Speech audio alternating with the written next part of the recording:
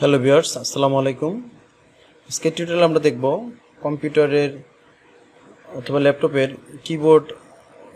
কিবোর্ডের সিম্বল কীগুলো এলোমেলো।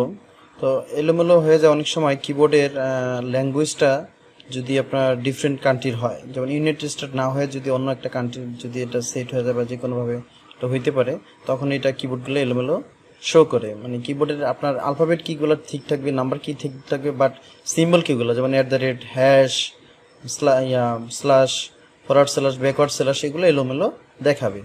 তো আমরা দেখিনি আমার কম্পিউটারে এই মুহূর্তে এগুলো এলোমেলো আসছে, আমি এটাকে ঠিক করব। তো আমি যখন শিফট চেপে দিচ্ছি, আসতেছে না। আমি যখন শিফট চেপে হ্যাশ দিচ্ছি, আমার হ্যাশ কাজ করতেছে না।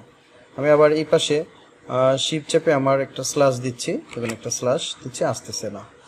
স্ল্যাশ শিফট আসতেছে না, এলোমেলো আসতেছে। আমার দরকার, খুবই জরুরি দরকার। এখন কোন কিতে গেছে আমি সেটা খুঁজে পাচ্ছি না। শিফট কিন্তু আমার আসতেছে না। তো আমরা এটা ঠিক করার জন্য বা এটা কীভাবে কাজ করবে, এটা করার জন্য আমরা 1 মিনিটের ছোট্ট একটা কাজ করতে পারি। আমরা সার্চতে গিয়ে সেটিংস লিখবো ল্যাঙ্গুয়েজ, রিজন অ্যান্ড ল্যাঙ্গুয়েজ সেটিংসে যাব।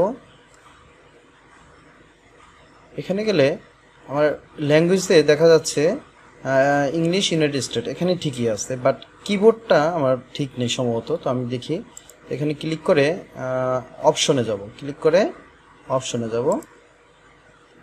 অপশনে যাওয়ার পরে এখানে কিবোর্ড দেখা যাচ্ছে আইরিশ আছে, এখানেই সমস্যাটা, আইরিশ আছে। তো আমরা আইরিশটাকে ডিলিট করব। তো ডিলিটের কোনো অপশন নাই এখন। আমি আরেকটা কিবোর্ড অ্যাড করে নিয়ে তারপর এটাকে ডিলিট করতে পারবো। তো আমি অ্যাড কিবোর্ডে যাব, অ্যাড কিবোর্ডে গিয়ে আমি ইউনাইটেড স্টেটে যাব। সার্চ করে বের করে নিব ইউনাইটেড স্টেট, কিংডম এটা না, ইউনাইটেড স্টেটস ইন্টারন্যাশনাল, এই অপশনে যাব, ইউনাইটেড স্টেটস ইন্টারন্যাশনাল। তো এটাকে আমরা অ্যাড করলাম। অ্যাড করার পর আমি এটাকে এখন রিমুভ করব, আইরিশটাকে আমি রিমুভ করব। তো আমার ইউনাইটেড স্টেটটা এখন ফিক্স হয়ে গেল। এবার আমরা চেক করে দেখি, লিখে দেখি। এখন আমি যদি শিফট দেই তাহলে আমার ঠিক আছে। এবার যদি হ্যাশ দিই, শিফট হ্যাশ, ওকে, তাও ঠিক আছে।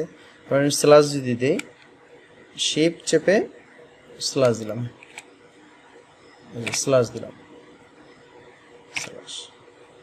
ওকে, তাহলে আমার স্ল্যাশও ঠিক আছে। ওকে, আমার কিবোর্ড এখন সম্পূর্ণ ওকে। সবাইকে ধন্যবাদ, আল্লাহ হাফিজ।